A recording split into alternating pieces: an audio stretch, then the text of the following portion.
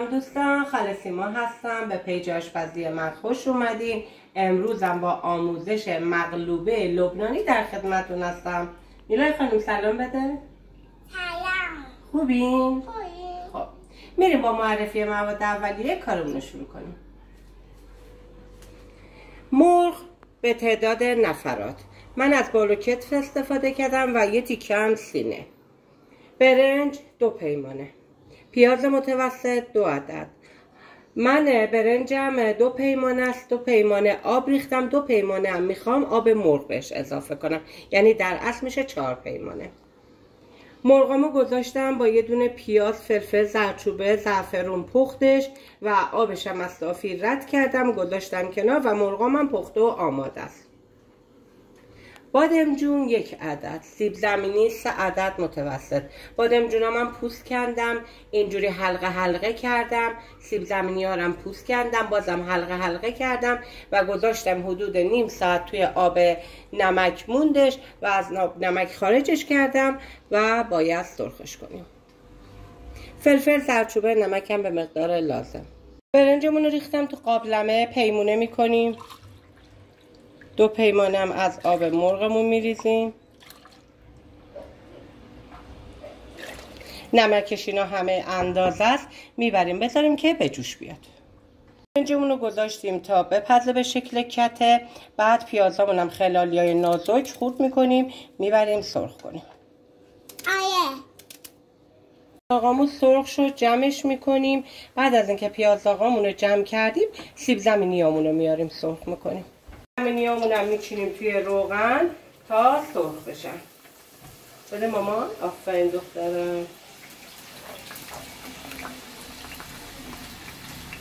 آب برنجمون خوش شد، زیرشو خاموش کردم گذاشتم کنار. سیب زمینیامون هم در حال سرخ شدنه. بعد از اینکه سیب زمینیام سرخ شد جمع کردم، بادمجونامون رو شروع میکنیم به سرخ کردن. سیب زمینیامون سرخ شد جمع کردیم، بادمجونام هم سرخ کردم و دیگه جمعش میکنیم. مواد مقلوبه رو آماده کردیم، الان میچینیم میذاریم برای دم. من قبل از اینکه مرغمو اول بچینم یه کاغذ روغنی رو برداشتم، گرد بریدم اندازه ته قابلمم، گذاشتم ته قابلمه که دیگه موادمون نچسبه. مرغامون رو میچینیم.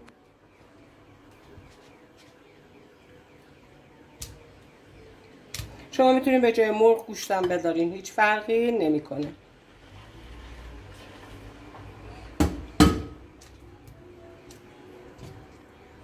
بعد از مرغامون سیب زمینیامون رو میچینیم.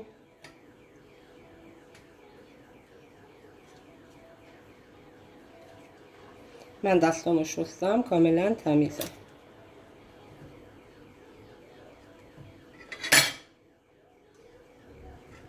بعد از سیب زمینی‌ها بادمجونا رو میچینیم.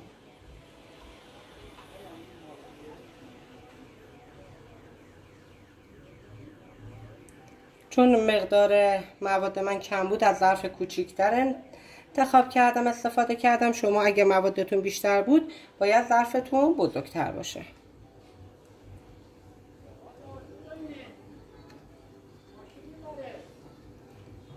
بادمجونا رو هم که چیدیم، پیازمون رو میپاچیم روش.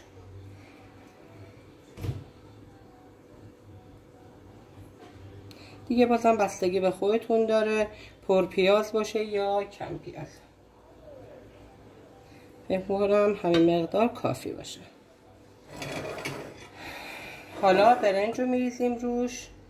بعد از اینکه برنج رو ریختیم کاملا با پشت قاشق فشرده میکنیم و حدود 50 دقیقه با شعله خیلی کم میذاریم تا دم بکشه.